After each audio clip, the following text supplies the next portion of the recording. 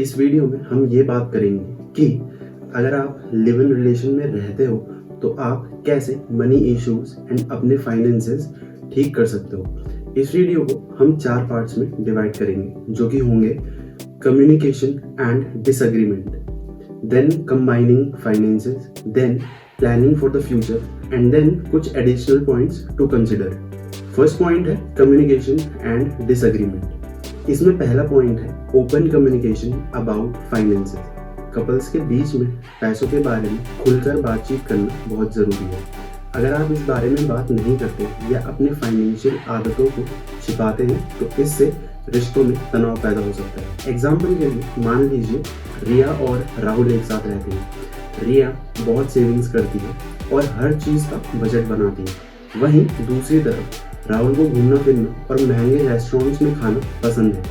रिया को लगता है कि राहुल बहुत खर्च करता है और वो अपनी आदतों को उससे छिपाती है, और राहुल को लगता है कि रिया हर चीज़ पर रोक टोक करती है, और इस तरह दोनों के बीच में पैसों को लेकर खुलकर बात नहीं होने से मनमुटाव हो सकता है।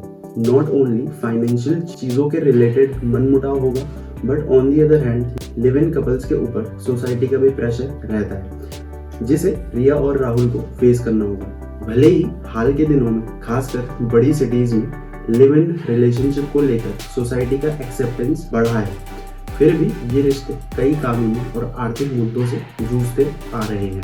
हालांकि साथ रहना गैर कानूनी या कोई अपराध नहीं माना जाता, लेकिन ऐसे रिश्तों को कंट्रोल करने वाला कोई खास कानून नहीं है। साथ ही लिव इन कपल्स को शादीशुदा कपल्स के जैसे कानूनी और आर्थिक अधिकार प्राप्त नहीं होते हैं।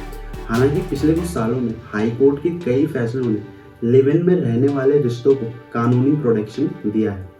रोहन महाजन जो lawreto.com के फाउंडर और CEO हैं, वो बताते हैं कि इंडिया में लिव इन रिलेशनशिप में रहने वाले कपल्स के लिए कोई खास कानून नहीं है और इसे केवल हाई कोर्ट के फैसलों द्वारा ही लिमिटेड स्कोप में ही मान्यता प्राप्त है।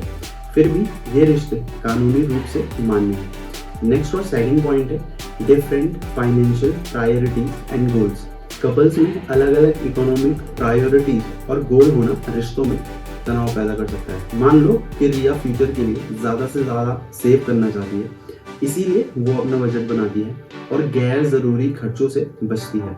वहीं on the other hand Rahul को दोस्तों के साथ घूमना फिरना पसंद है और कुछ टाइम बाद रिया घर खरीदने के लिए डाउन पेमेंट के लिए सेविंग्स शुरू करती है, लेकिन राहुल एक महंगी फॉरेन ट्रिप पर जाना चाहता है।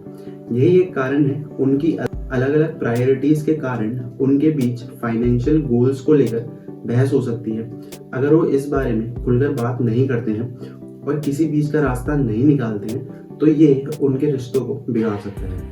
इससे पहले वाले पॉइंट में हमने बात की थी कि कपल्स को एटलीस्ट एक दूसरे से कोई भी फाइनेंशियल सीक्रेट नहीं रखना चाहिए। लिव इन कपल्स को कई चैलेंजेस का सामना करना पड़ सकता है, क्योंकि ज़्यादातर सरकारी और फाइनेंशियल इंस्टीट्यूशन कानूनी लेन देन के लिए सिर्फ शादीशुदा कपल्स और रिश्तेदारों को ही मान्यता देते हैं। इन कपल्स के लिए विरासत के अधिकार, जॉइंट टैक्स बेनिफिट्स और हेल्थ इंश्योरेंस कवरेज पाना मुश्किल हो सकता है। साथ ही रिटायरमेंट और कोई प्रायोरिटी खरीदने जैसी long term financial goal plan करना मुश्किल हो सकता है। इन चैलेंजेस से पार पाने के लिए फ्यूचर में प्रोटेक्शन और स्टेबिलिटी इंश्योर करने के लिए केयरफुल तरीके से की गई फाइनेंशियल प्लानिंग और कानूनी डॉक्यूमेंट्स की ज़रूरत होती है। नेक्स्ट और थर्ड पॉइंट है अर्निंग डिसप्रायोरिटीज एंड पावर डायनामिक्स। अगर एक साथ रहने वाले कपल में से कोई एक पार्टनर बहुत ज़्यादा कमाता है तो ये इस बात को लेकर स्ट्रेस पैदा कर सकता है कि रोज़मर्रा के खर्चों या भविष्य के निवेशों में दोनों को कितना योगदान देना चाहिए। अगर रिया एक सक्सेसफुल आर्किटेक्ट है और उसकी कमाई काफ़ी अच्छी है, वहीं उसके पार्टनर राहुल एक फ्रीलांस राइटर है और उनकी कमाई फिक्स नहीं है, तो ऐसे में घर के खर्चों को लेकर रिया और राहुल के बीच असहमति डिसएग्रीमेंट हो सकता है। रिया सोच सकती है कि क्योंकि वो सबसे ज़्यादा कमाती है तो राहुल को भी उतना ही खर्चों में सहयोग करना चाहिए। दूसरी तरफ राहुल को लग सकता है कि उनकी कमाई कम होने के कारण उन पर बोझ नहीं डाला जाना चाहिए। अगर कपल इस बारे में खुलकर बात नहीं करते हैं और किसी निष्कर्ष पर या कंक्लूड पर नहीं पहुंचते हैं तो इससे रिश्तों में तनाव पैदा हो सकता है। शादीशुदा लॉन्ग टैक्स और प्रीमियम डिस्काउंट जैसे फायदों के लिए जॉइंट फाइनेंशियल प्रोडक्ट्स लेते हैं, लेकिन लिव इन में रहने वाले कपल्स के लिए ये मुमकिन नहीं है। ये couples family floor health insurance नहीं ले सकते। रिया कहती है कि अगर हमें जॉइंट इंश्योरेंस मिल जाता तो आसानी होती, लेकिन अलग अलग इंश्योरेंस करवाना थोड़ा झंझट है। लेकिन अब हमने इसे एक्सेप्ट कर लिया है।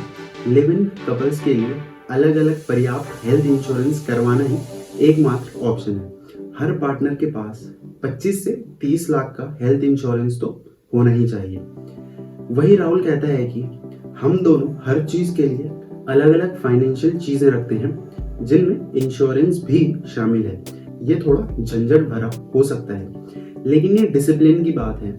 लिव इन कपल्स के लिए लाइफ इंश्योरेंस खरीदना भी मुश्किल हो सकता है, क्योंकि इंश्योरेंस कंपनियां सिर्फ पति पत्नी और रिश्तेदारों को ही नॉमिनी मानती हैं।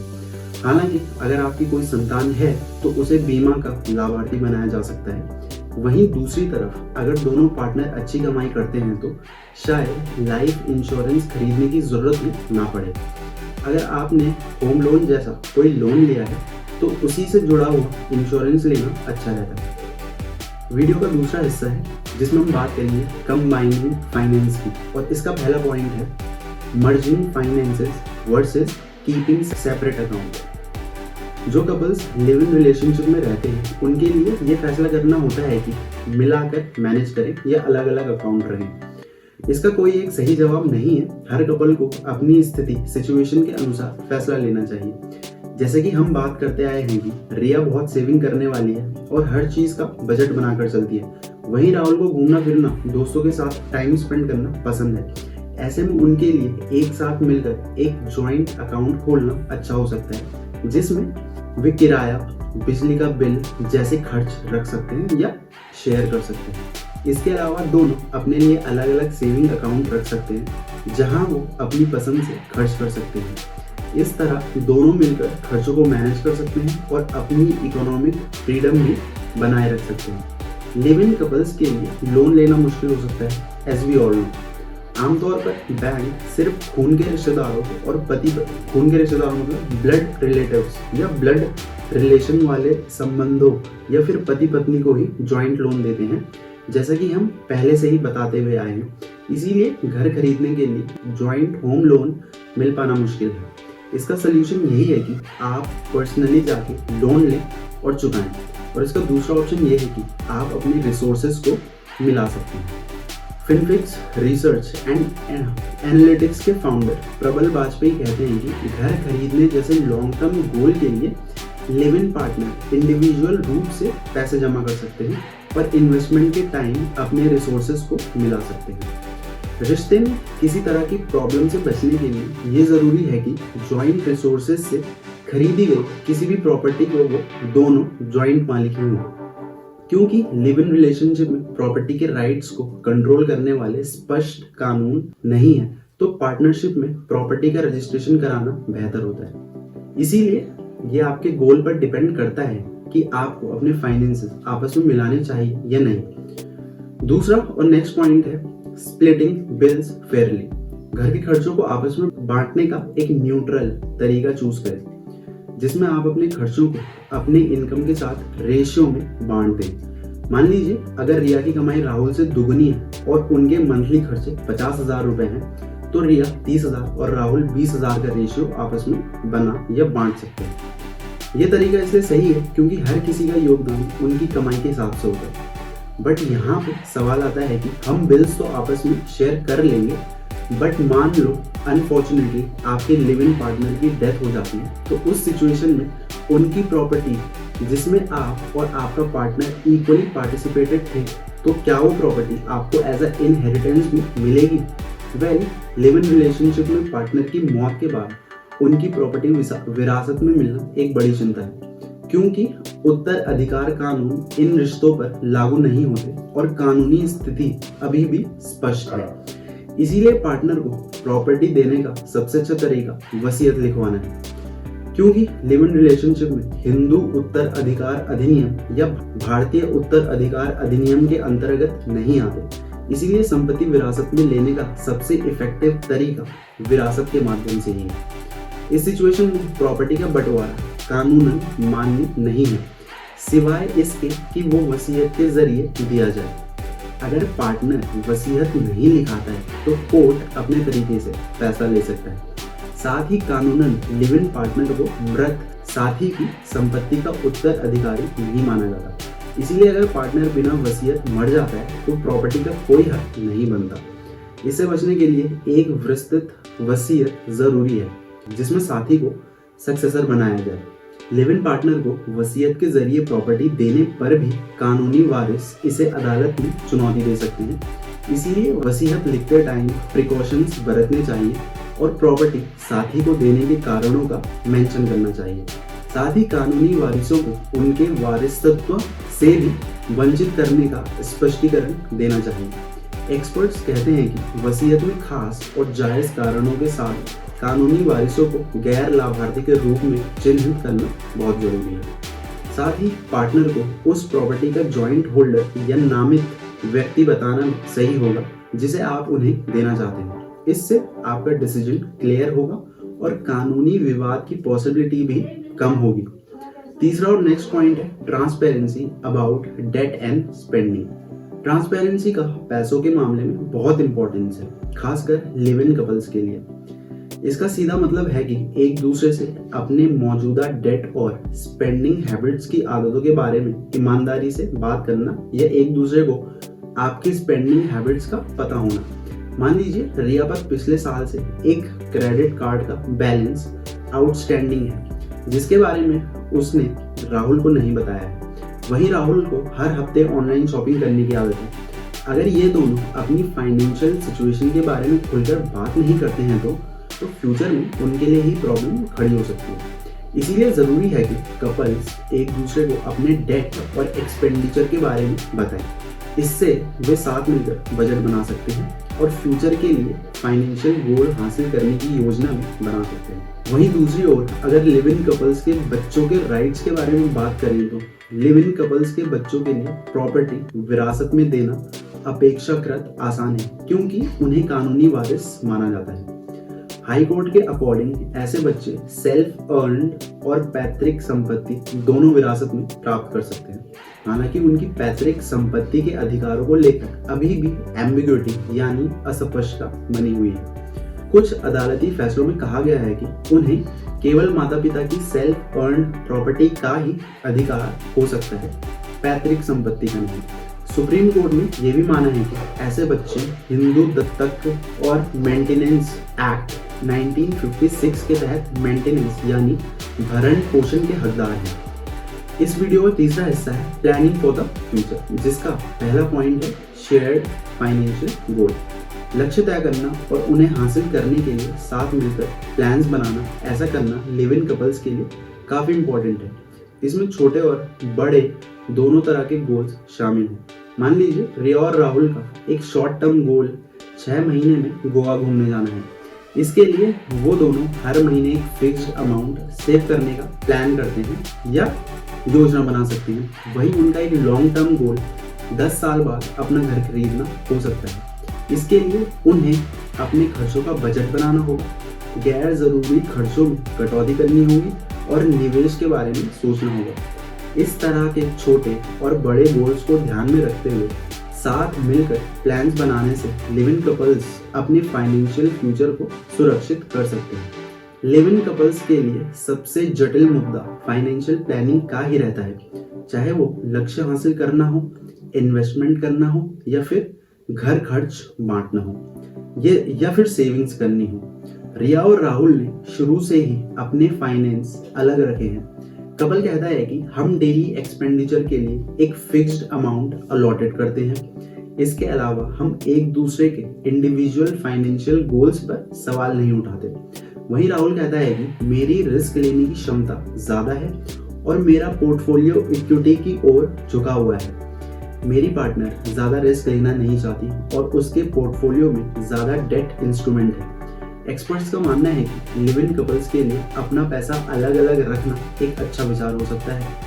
दोनों पार्टनर को अपना इन्वेस्टमेंट अलग अलग रखना चाहिए, क्योंकि इससे चीज़ें ऑर्गेनाइज रहती हैं। खासकर अगर रिश्ता टूट जाता है तो भले ही बांटा हुआ खर्च शॉर्ट टर्म गोल्स की योजना बनाना ठीक है, लेकिन जब तक वे अपने रिश्ते को ऑफिशियल करने का फैसला नहीं करते तब तक अलग अलग इन्वेस्टमेंट करना ही बेहतर है या फिर बेहतर ऑप्शन है। नेक्स्ट और दूसरा पॉइंट है सेविंग्स एंड इन्वेस्टमेंट स्ट्रेटजीज। रिया और राहुल एक साथ काम करते हैं, लेकिन उनकी रिस्क उठाने की क्षमता अलग अलग है। रिया ज़्यादा कंजर्वेटिव इन्वेस्टर है, वहीं अपने पैसे की सुरक्षा को सबसे ज़्यादा महत्व देती है, और दे भी क्यों ना, वो वॉलेटिलिटी वाली चीज़ों में इन्वेस्ट नहीं करती।